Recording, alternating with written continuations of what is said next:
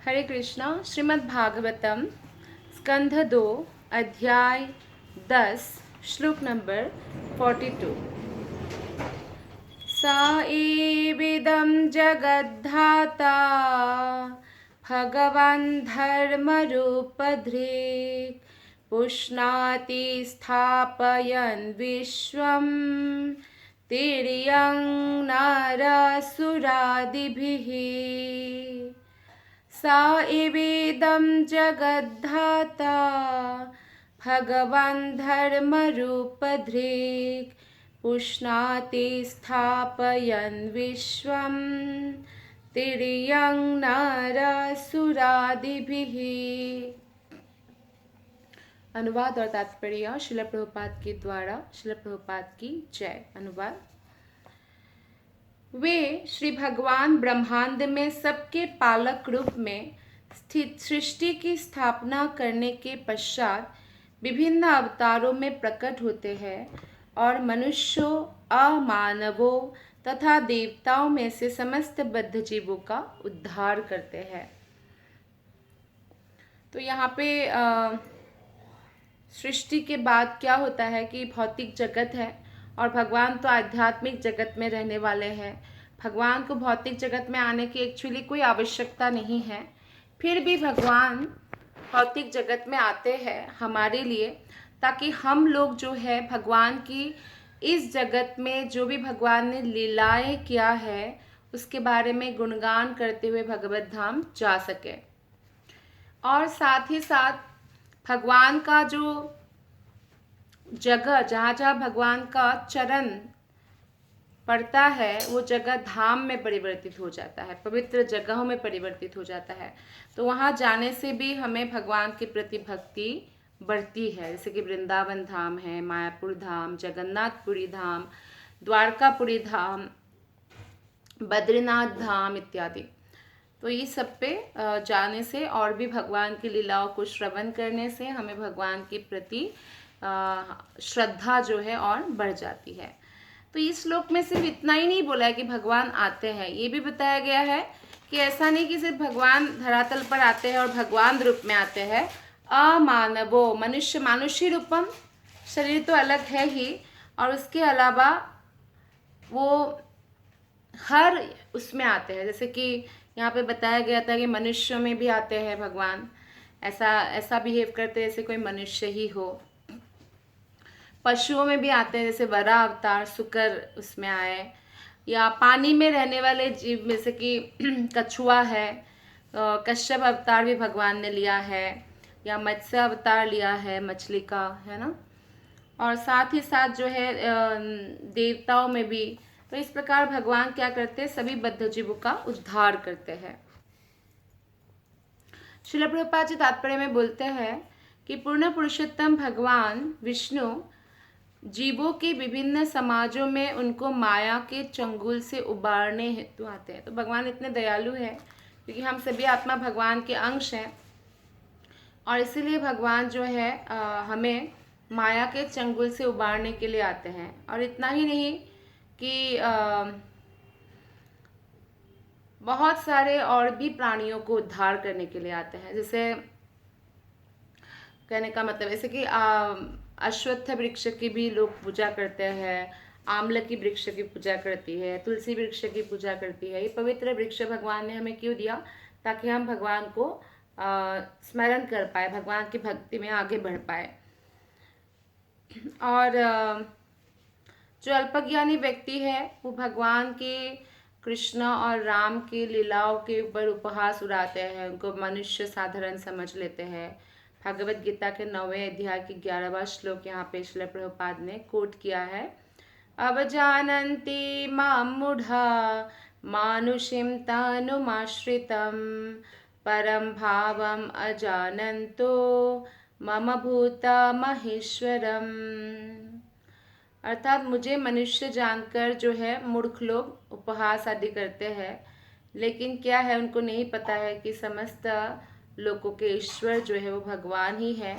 और भगवान कोई दिव्य भौतिक जगत से सृष्टि नहीं होती है, बल्कि भौतिक जगत की सृष्टि का कारण स्वयं भगवान है। और भगवान का दिव्य स्थिति सदा अपरिवर्तनीय रहता है। इस भौतिक जगत में मछली या शुकर को मनुष्य से निम्न माना जा सकता है, लेकिन मत्स्य अवतार लेने से या वराह अवतार लेने से हम ये नहीं मान सकते कि अच्छा भगवान भी ऐसे ही निम्न हो गए, ऐसा नहीं है।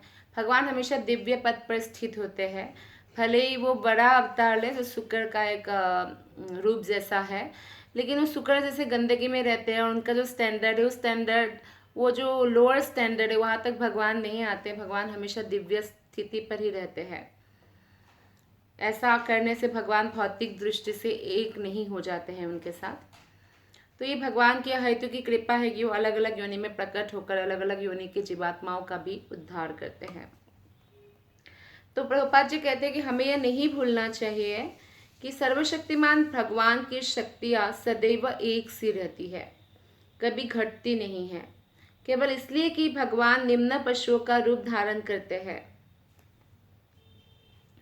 भगवान की शक्ति राम रूप में जितना शक्तिशाली है, नारायण रूप में जितना शक्तिशाली है, कृष्ण रूप में जितना शक्तिशाली है, उतना ही मछली रूप में भी शक्तिशाली है, मत्स्य अवतार। तो जो मत्स्य अवतार की पूजा करते हैं उनका वैकुंठ लोक है मत्स्य अवतार का, जो मछली रूप में भगवान स्वयं है। भगवान बात करते हैं, भगवान का दिव्य रूप है, भगवान का शरीर कोई भौतिक जैसे खून मज्जा इन सब से बना हुआ नहीं है, दिव्य आध्यात्मिक है। ऐसे ही कश्यप अवतार का भी लोक है, वराह अवतार का लोक है, नरसिंह अवतार का लोक है। तो ये सब वैकुंठ जगत में है, तो इसमें कोई अंतर नहीं है। लेकिन हर व्यक्ति अपने ज्ञान के मापदंड के अनुसार, अपने रियलाइजेशन या अपने अनुभव की मापदंड के अनुसार वो कितना प्यूरिफाइड है, कितना फॉलो करते हैं, उसके अनुसार प्रत्येक वस्तु की तुलना करता है। जैसे कोई कूप है, कूप मतलब कुआं, और एक मेंढक है, तो एक मेंढक को दूसरे मेंढक पूछते हैं कि मैंने समुद्र के बारे में सुना है, तो कितना बड़ा होगा समुद्र? तो कुआं बोलता है, मेंढक बोलते हैं, कुएं का मेंढक कि होगा यहाँ से 10 गुना ज़्यादा। तो फिर बोलते हैं कि नहीं, बस 10 गुना ही होगा। बोलते नहीं, 20 गुना हो सकता है, उससे ज़्यादा बड़ा तो नहीं हो सकता है, ऐसे बोलते हैं। तो ऐसे कितना अनुमान लगाएंगे? तो इस प्रकार से हम मनुष्य योनि में हैं, हमारी बुद्धि बहुत सीमित है, हम कितना अनुमान लगा सकते हैं? बहुत ज़्यादा सोचने मात्र से ये भी लोगों को कन्फ्यूजन हो जाता है कि हमारा जन्म हुआ तो भगवान को किसने जन्म दिया? अरे भगवान को अगर जन्म दिया तो भगवान कैसा है? भगवान का कोई माता पिता नहीं है, भगवान ही सबके माता पिता है और अनादिकाल से भगवान है वो। श्लोक नंबर 43। ततः कालाग्निरुद्रात्मा यत्सृष्टमिदमात्मनः सन्नियच्छति तत्काले खननिकामिवानिलः। तत्पश्चात युग के अंत में श्री भगवान स्वयं संहारकर्ता रुद्र के रूप में संपूर्ण सृष्टि का उसी तरह विनाश करेंगे जिस तरह वायु बादलों को हटा देती है। तो वायु बादल तो आसमान में ही है, पर वायु आके बादल को हटा देते हैं, फिर गायब हो जाता है ना बादल। तो इस तरह से भगवान ही सृष्टि करते, ब्रह्मा के रूप में भगवान ही विष्णु के रूप में पालन करते, और भगवान कृष्ण ही रुद्र के रूप में संहार करते हैं। तो सारी सृष्टि पूर्ण पुरुषोत्तम द्वारा इस प्रकार नियंत्रित होते हैं। श्रील प्रभुपाद जी तात्पर्य में बताते हैं कि भौतिक जगत के सकाम कर्मी मतलब जो अपने कर्म के बदले कुछ ना कुछ इच्छा रखते हैं कि ऐसा हो वैसा हो। तो बहुत सारे लोग ऐसे होते हैं जो भौतिक होते हैं, भौतिकतावादी। वो भगवान के दिया हुआ जो कारक है, जैसे भगवान ने इतने बड़े बड़े समुद्र दिया, नदी दिया, इतना सारा मिट्टी है इस पृथ्वी लोक पर, इतना सारा मोती है, या मोती तो नेचुरली ही आता है ना, या सोना है, चांदी है, तो ये सब जो इतना सारा है, तो भगवान का दिया हुआ कारकों से ही बड़े बड़े वैज्ञानिक भी या बहुत सारे लोग क्या करते हैं, कुछ ना कुछ बनाते, बिल्डिंग, स्काई स्क्रैपर, बहुत ज़रा आसमान को छूने जैसा बिल्डिंग बनाया, या कोई बहुत बड़ा जहाज बनाया, या कुछ भी बनाया, लेकिन ओरिजिनली तो भगवान ने ही दिया है ना। तो भगवान के अस्तित्व को स्वीकार नहीं करते बहुत लोग, और ऐसे अपना समय नष्ट करते हैं।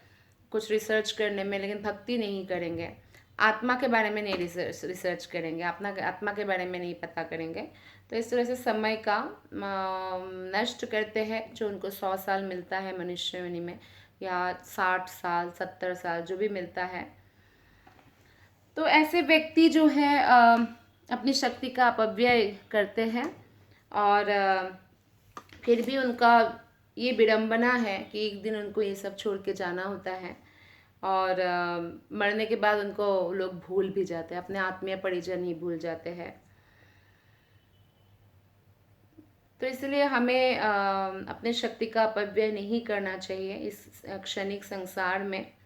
भगवान ने हमें शास्त्रों में बताया है कि मनुष्य योनि भक्ति करने के लिए मिला है ताकि हम भगवत धाम जा सकें, और हमें ये प्रयास करना चाहिए अपनी बुद्धि द्वारा कि हम अपने शक्ति का किस प्रकार सदुपयोग करें। परम इच्छा से यथा समय निश्चित रूप से नष्ट होने वाले पदार्थ में अपनी शक्ति को नष्ट करने के बजाय बद्ध जीव को इस शक्ति को भगवान की भक्ति में लगानी चाहिए। तो शक्ति तो कहीं ना कहीं लगाएंगे, और शक्ति को ऐसे ख़त्म कर दे कि हम अपना पूरा जीवन सिर्फ भौतिक उन्नति के लिए लगाया, तो फिर हमें इसी धरातल पर रहना पड़ेगा।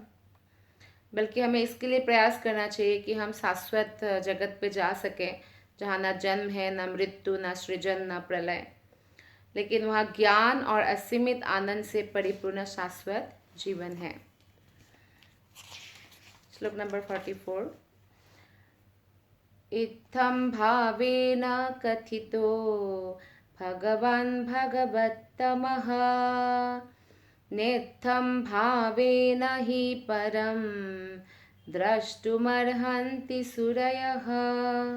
बड़े बड़े तत्वज्ञानी पूर्ण पुरुषोत्तम भगवान के कार्यकलापों का ऐसा ही वर्णन करते हैं, किंतु शुद्ध भक्त दिव्य अवस्था में ऐसे रूपों से भी बढ़कर महिमामय वस्तुएं देखने के अधिकारी होते हैं। तो भगवान ऐसा नहीं है कि केवल सृष्टि करने के लिए है, सृष्टि पालन और संहार के लिए है, इससे बढ़कर भगवान का रूप है, क्योंकि उनका जो एक टॉप मोस्ट लक्षण है वो है आनंद रूपी। आनंद का जो है उत्स है, और सब जीवात्मा भी यही चाहते हैं कि वो हैप्पी रहे, आनंदित रहे। तो इसके लिए श्री भगवान का यह आनंद रूप केवल शुद्ध भक्तों द्वारा ही समझा जा सकता है, दूसरों के द्वारा नहीं। तो निर्विशेषवादी श्री भगवान के सर्वव्यापी प्रभाव को समझकर ही तुष्ट हो जाता है कि भगवान सर्वत्र है, और इसी से निराकारवादी संतुष्ट हो जाते हैं। तो इसको ब्रह्म साक्षात्कार कहा जाता है। इससे थोड़ा ऊपर के लेवल के जो अध्यात्मवादी है वो भगवान को हृदय में ढूंढते हैं, हृदय में साक्षात्कार करना चाहते हैं। लेकिन सबसे श्रेष्ठ अध्यात्मवादी माना गया है जो वैकुंठ में भगवान के पार्षद बनकर भगवान की सेवा करना चाहते हैं, जिसको भगवान रियलाइजेशन कहते हैं, भगवान की प्रत्यक्ष सेवा करना चाहते हैं। तो शुद्ध भक्त श्री भगवान की भक्तिमय सेवा का अभ्यास करते हैं, और वे अपने आप को श्री भगवान के धाम जाने के योग्य बनाकर उसका पूरा लाभ उठाते हैं। भगवत गीता में 18 अध्याय के 55 श्लोक में भगवान कहते हैं, भक्त्या माम अभिजानाति, केवल भक्ति से ही हम भगवान को जान सकते हैं। श्लोक नंबर 45। नास्या कर्माणि जन्मादो परस्यानु विधीयते, कर्तृत्व प्रतिषेधार्थम मायारोपितम हि तत्। भौतिक जगत की सृष्टि और संहार के लिए भगवान द्वारा किसी प्रकार का प्रत्यक्ष कौशल नहीं किया जाता। भगवान श्री कृष्ण अपना विस्तार करते हैं 3 विष्णु के रूप में, और फिर आगे भी भगवान विष्णु अपने डिजायर से ही सब कुछ सृष्टि करते हैं। उनके प्रत्यक्ष हस्तक्षेप के विषय में वेदों में जो कुछ वर्णित है वो केवल इस विचार का निराकरण करने के लिए है कि भौतिक प्रकृति ही सृष्टा है। तो बहुत लोग ऐसा समझते हैं कि भौतिक प्रकृति सृष्टा है, या आदि देवी दुर्गा माता को ही समस्त सृष्टि करने के लिए वो कारण मानते हैं। लेकिन जो भगवान कृष्ण है, भगवान विष्णु हैं, उनकी ऐतरेय उपनिषद में कहा गया स अक्षत, उनकी दृष्टि जब तक नहीं पड़ती है तब तक भौतिक प्रकृति कुछ भी सृष्टि नहीं कर सकते हैं। जैसे वहाँ श्रील प्रभुपाद ने उदाहरण दिया है, जब तक पिता से बीज माता के गर्भ में प्रवेश नहीं करता है तब तक संतान उत्पन्न नहीं हो सकते हैं। तो मूल कारण कौन है? पिता है, जो बीज प्रदाता पिता है। तो उसी प्रकार से भगवान विष्णु ही मूल कारण है, भगवान कृष्ण ही मूल कारण है सृष्टि पालन और संहार के लिए। भौतिक प्रकृति स्वतंत्र नहीं है, जैसा कि भगवत गीता 9th चैप्टर 10वां श्लोक में बताया गया है, मया अध्यक्षेन प्रकृति ही, मया अध्यक्षेन प्रकृति, यानी भौतिक प्रकृति भगवान की शक्तियों में से है, बहिरंगा शक्ति है, और भौतिक प्रकृति भगवान के अधीन रहते हैं। भगवान से प्रत्यक्ष स्वतंत्र या मतलब अलग होकर, स्वतंत्र होकर कोई अपना अस्तित्व नहीं रखती है। तो इसलिए चैतन्य चरितामृत में आदि लीला 5.61 में बताया गया है, अतएव कृष्ण मूल जगत कारण, प्रकृति कारण जे छे अजागल स्तन। तो इसमें बताया गया है कि भगवान कारणक दशाई विष्णु या कारणार्णवशाई विष्णु, जो कि कृष्ण से ही विस्तार होता है, तो वो भगवान कृष्ण के पूर्ण विस्तार है। इसीलिए वही पदार्थ को गतिशील होने के लिए शक्ति का संचारण करते हैं। और शक्ति संचारित करने के लिए विद्युतीकरण का उदाहरण उपयुक्त है। जैसे कि लोहा का कोई टुकड़ा है, लेकिन वो आग तो नहीं है, लेकिन आग में लोहा को अगर जला दिया जाए तो लाल हो जाएगा, फिर उसको कोई छू ले तो आग जैसा ही काम करेगा, वो भी जला देगा। तो इस तरह से पदार्थ की तुलना लोहे के टुकड़े से की जाती है, और यह श्री विष्णु की परम चेतना की चितवन से शक्ति संचारित होकर लाल अंगारा हो जाता है। भगवान की दृष्टि से ही सृष्टि संभव है। ऐसे विद्युतीकरण से ही विभिन्न कार्य कारणों में पदार्थ की शक्ति परिलक्षित होती है। जैसे कि भगवान कपिल देव जो है, भागवतम में 3rd कैंटो 28 चैप्टर श्लोक नंबर 40 में कहते हैं, यथोल्मुखाद्वी स्फुलिंगाद धूमाद्वापि स्वसंभवात् अप्यात्मत्वेनाभिमतात् यथाग्निप्रीथा गुल्मुखात्। मूल अग्नि, एक अग्नि होता है मूल अग्नि, उसकी लपेट, अग्नि की लपेट बोलते हैं ना, और जो ज्वाला बोलते हैं अग्नि का, या चिंगारियाँ और धुआं, ये सभी अग्नि से ही आया है, फिर भी अग्नि से अलग है और अलग नहीं भी है। जैसे अग्नि से लपट भिन्न है, और लपट चिंगारी से भिन्न है, और चिंगारी से धुआं भिन्न है, लेकिन सभी में अग्नि मौजूद है ना। चिंगारी में भी अग्नि है और धुएं में भी अग्नि होने के कारण ही धुआं है। तो इसी प्रकार दृश्य जगत जो हम देखते हैं, इसको धुआं के साथ तुलना किया गया है। चिंगारियाँ जो अग्नि का है उसको जीवात्मा के साथ, और लपटे जो है भौतिक प्रकृति के साथ तुलना किया गया है। लेकिन अग्नि कौन है? कृष्ण यहाँ पे इस जो एनालॉजी है इसमें। तो भौतिक प्रकृति का श्री भगवान के बिना कोई अलग अस्तित्व नहीं होता है। श्लोक नंबर 46, अयं तु ब्रह्मणः कल्पः सद्विकल्प उदारहितः विधिः साधारणो यत्र सर्गः प्राकृत वैकृतः। यहाँ पर संक्षेप में वर्णित सृजन तथा संहार का यह प्रक्रम ब्रह्मा के एक दिन के लिए विधि विधान स्वरूप है। यही महासृष्टि का भी नियामक विधान है, जिसमें भौतिक प्रकृति विसर्जित हो जाती है। तो सृजन के 3 प्रकार है, महाकल्प, विकल्प और कल्प।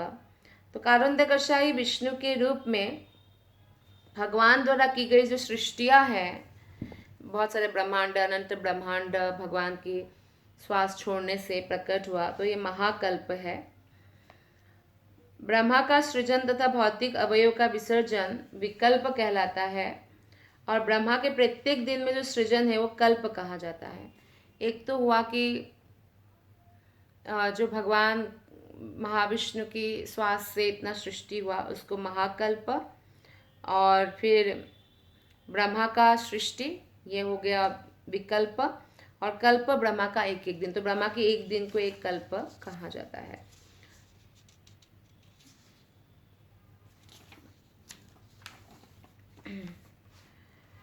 तो 1000 दिव्य युग का मतलब होता है सत्य, त्रेता, द्वापर, कली। ये 4 युग एक बार, जब ऐसे एक बार होता है दिव्य युग, इसे 1000 दिव्य युग के समान ब्रह्मा का एक दिन है। और ब्रह्मा के एक दिन की सृष्टि को कल्प कहते हैं। तो यही इसका मतलब है। यहाँ पे श्रील प्रभुपाद ने बताया है कि इसके आगे महाकल्प, विकल्प, कल्प का नियमित चक्र इस प्रकार चलता रहता है। श्लोक नंबर 47। परिमाणं च कालस्य कल्पलक्षण विग्रहं यथा पुरस्ताद्व्याख्यासे पाद्मं कल्पमथो शृणु। हे राजन, आगे चलकर मैं काल के स्थूल तथा सूक्ष्म रूपों की माप का उनके विशिष्ट लक्षणों सहित वर्णन करूंगा, किंतु इस समय मैं तुमसे पाद्मकल्प के विषय में कहना चाहता हूँ। तो ब्रह्मा के कल्प की वर्तमान अवधि वराह कल्प अर्थात श्वेत वराह कल्प कहा जाता है, क्योंकि भगवान वराह का अवतार ब्रह्मा के सृजन के दौरान हुआ और ब्रह्मा का जन्म जो है भगवान के नाभि कमल से हुआ, इसलिए इस वराह कल्प को पाद्य कल्प भी कहते हैं, जिसमें हम हैं।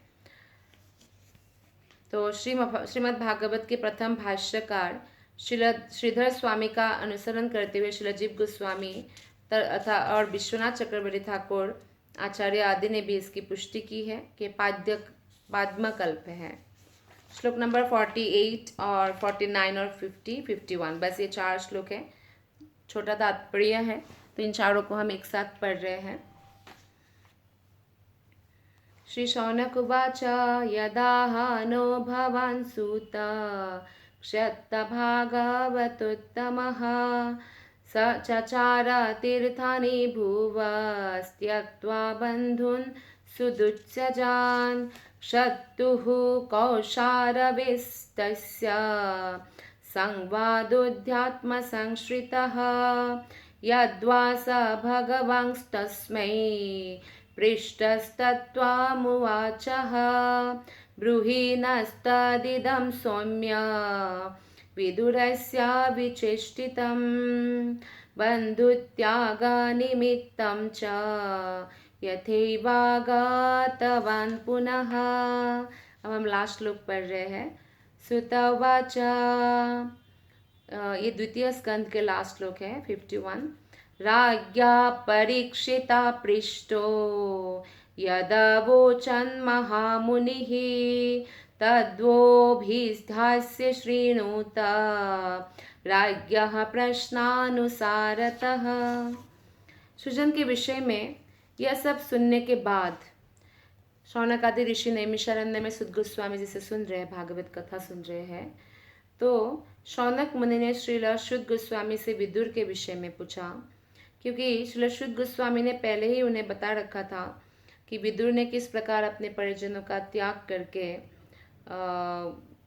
आध्यात्मिक ज्ञान प्राप्त करने के लिए निकले घर से, और जिसको परिजनों को त्याग कर पाना अत्यंत दुष्कर है, तो इसलिए उन्होंने विदुर के बारे में जानने के लिए जिज्ञासा किया। तो शौनक मुनि ने कहा कि आप हमें बताएं कि विदुर तथा मैत्रेय मुनि के बीच में क्या क्या आध्यात्मिक चर्चा हुई। एक आध्यात्मिक व्यक्ति, कृष्ण भक्त, हमेशा भगवान के बारे में जानने का प्रयत्न करते हैं। विदुर ने क्या पूछा, मैत्रेय मुनि ने क्या उत्तर दिया, कृपा करके हमें ये सब बताएं कि विदुर ने अपने कुटुंबियों को क्यों छोड़ा था, फिर पुनः घर क्यों लौट आए, अगर छोड़ा ही था तो घर क्यों लौट आए। तीर्थ स्थानों की यात्रा के समय उन्होंने जो कार्य किया उन्हें भी बतलाए। तो शुद्ध गोस्वामी भौतिक जगत के सृजन तथा संहार की कथाएं सुना रहे थे। तो ऋषि ऐसा दिखने को मिलता है कि जो ऋषि मुनि नैमिषारण्य में थे वो लोग आध्यात्मिक विषयों पर सुनने के लिए ज़्यादा इच्छुक थे, क्योंकि विदुर भक्त है, उनके बारे में जानने के प्रति इच्छुक थे। मनुष्य की 2 श्रेणियां हैं, जो भौतिक चीज़ों के बारे में जानने के लिए उत्सुक होते हैं, दूसरा आध्यात्मिक चीज़ों के बारे में। कलाकार संपूर्ण मनोयोग और कलात्मक अनुभूति से गुलाब का चित्र बनाता है, लेकिन वो कभी भी गुलाब को कागज का गुलाब बना सकते हैं, कृत्रिम आर्टिफिशियल गुलाब बना सकते हैं, प्लास्टिक का बना सकते हैं, चित्र का बना सकते हैं, लेकिन कृष्ण ने जो ओरिजिनल गुलाब दिया वैसा नहीं बना सकते हैं। तो कहने का तात्पर्य है कि भौतिक जगत सृष्टि कितना भी सुंदर हो, लेकिन आध्यात्मिक व्यक्ति आध्यात्मिक जगत के बारे में जिज्ञासा करते हैं। लेकिन जो मूर्ख है उनको नहीं पता होता कि एक दीवार जो है उसके पीछे क्या है, वो सिर्फ भौतिक जगत देखते हैं, लेकिन भौतिक जगत के पीछे जो आध्यात्मिक जगत है आगे, उसके बारे में कोई नॉलेज वो नहीं लेते। तो ऐसे लोगों के लिए भी श्रीमद् भागवतम सुनना अत्यंत सहायक है, हेल्पफुल है, जिससे उनकी आंखें खुल जाएगी और उन्हें पता चलेगा कि परम चेतना का दावा करने से ही कोई परम भावना से युक्त नहीं हो जाता।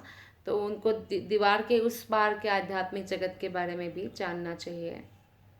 तो नैमिषारण्य के ऋषि ऐसे भौतिकतावादी या दिखावे वाले जो लोग हैं उनसे काफ़ी ऊपर थे, इसलिए वो वास्तविक सत्यता जानने के लिए इच्छुक थे। श्रील सुद गोस्वामी ने तब बताया कि अब मैं तुम्हें वे सारे विषय बताऊंगा जिन्हें राजा परीक्षित द्वारा पूछे जाने पर महामुनि ने उनसे कहा था। तो कृपया इन्हें ध्यानपूर्वक सुने। भागवतम ध्यानपूर्वक सुनने की आवश्यकता है। तो सुद गोस्वामी यहाँ बता रहे हैं, और प्रत्येक पूछे गए प्रश्न का उत्तर यदि कोई हम अधिकारी विद्वान का उदाहरण देके किया जाए तो बुद्धिमान लोग तुष्ट होते कि विदुर ने क्या किया था, युधिष्ठिर महाराज ने क्या किया था, पांडवों ने क्या किया था, प्रहलाद महाराज ने क्या किया था।